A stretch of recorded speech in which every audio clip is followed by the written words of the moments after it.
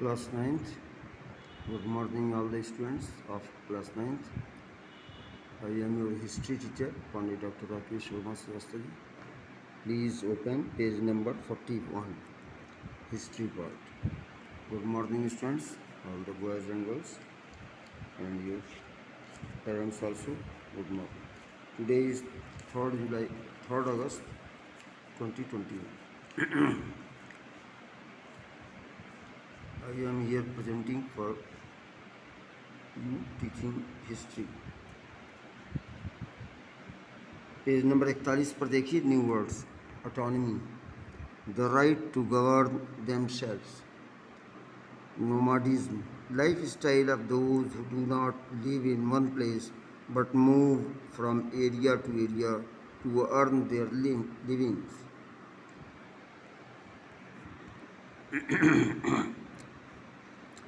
Activity work देखिए why did people in Central Asia respond to the Russian Revolution in a different ways. Source B. Central Asia of the October Revolution. Two views. M.N. Roy was an Indian revolutionary, a founder of the Mexican Communist Party and prominent Comintern leader in India, China and Europe. He was in Central Asia at the time of the civil war in the 1920s. He wrote, उन्होंने लिखा, क्या लिखा? नीचे देखिए single commerce में दिया है. The chieftain was a benevolent and old man. His attendant, a youth who spoke Russian. He had heard of the revolution which had overthrown the TSR and driven away the generals who conquered the homeland of the Kyrgyz. So the revolution meant that the Kyrgyz were masters of their home again. Long live the revolution,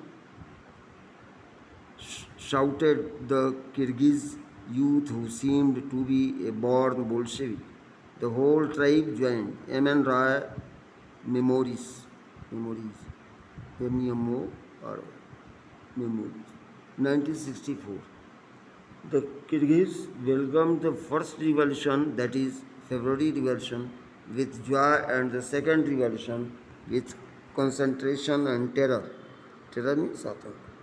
This first revolution freed them. Autonomy would be realized. Freed them from the oppression, oppression of the Tsarist regime and strengthened their hope that autonomy would be realized. The second revolution, October Revolution, was accompanied by violence, pillage taxes, and the establishment of dictatorial power. Once a small group of Tsarist bureaucrats, bureaucrats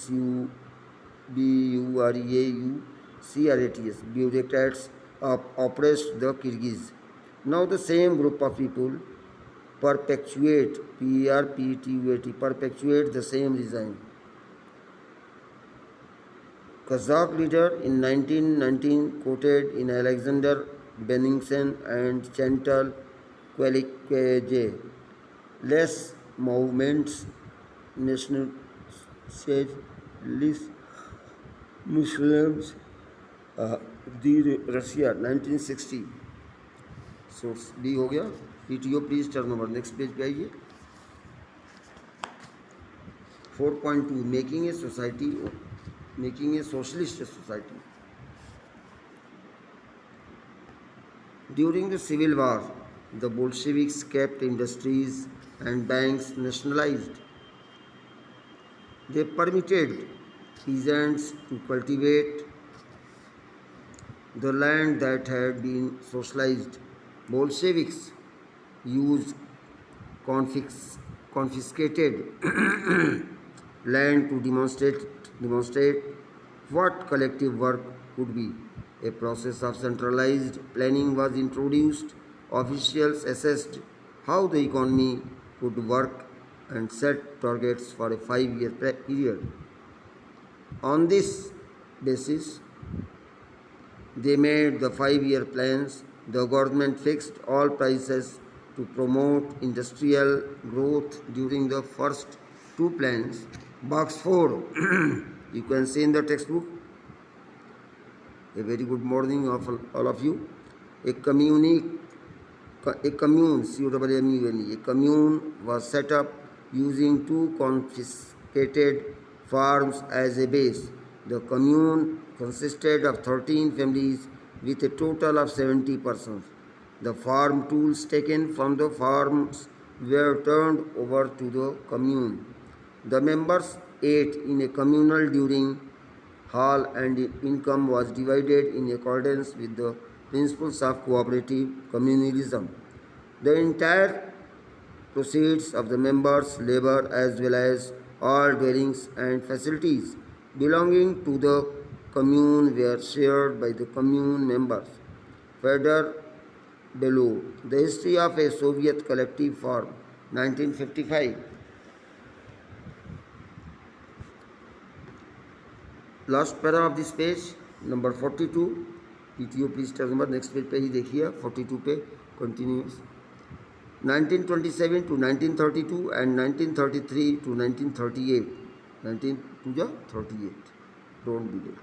Centralized planning led to economic growth. Industrial production increased between 1929 and 1933 by 100% in the case of oil, coal and steel. New factory cities came into being. However, rapid construction led to poor working conditions in the city of Magnitogorsk. The construction of a steel plant was achieved in 3 years. Workers lived hard lives and the result was 550 stoppages, stoppages of work in the first year alone. In living quarters, in the winter time at 40 degrees below, people had to climb down from the 4th floor and dash across the street in order to go to the toilet. Last paragraph of this page. An extended schooling system developed and arrangements were made for factory workers and peasants to enter universities. Creches were established in factories for the children of women workers. Cheap public health care was provided. Model living quarters were set up for workers. The effect of all this was uneven, though since government resources were limited. See the figure number 14. Factories came to be seen as a symbol of socialism. This poster states the smoke from the chimneys is the breathing of Soviet Russia.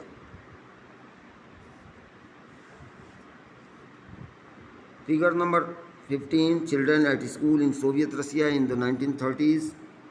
Figure number 16. A child in Magnitogorsk during the first 5-year plan. He is working for Soviet Russia.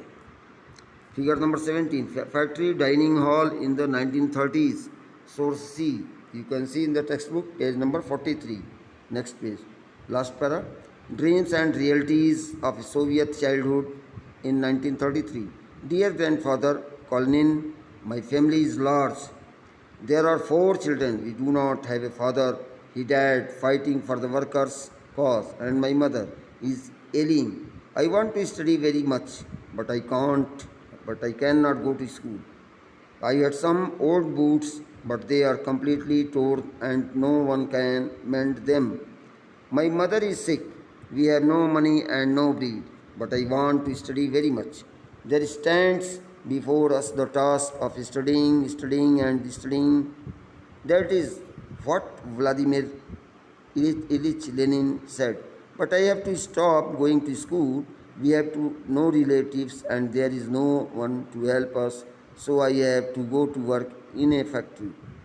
To prevent the family from starving, dear grandfather, I am 13. I study well and have no bad reports. I am in class 5. Letter of 1933 from a 13-year-old worker to Kalinin, Soviet President, from V. Sokolov, E.D. Pastcheskov, first blast, 5th 1930, E. Gaudy, Moscow 1997. Thank you, धन्यवाद। Next page हम लोग next पढ़ेंगे। Tomorrow I will read page number 44। धन्यवाद। Good morning all the students, very good morning. Notes बनाइए, याद करिए। Thanks, any thanks. Homework कर डालिएगा।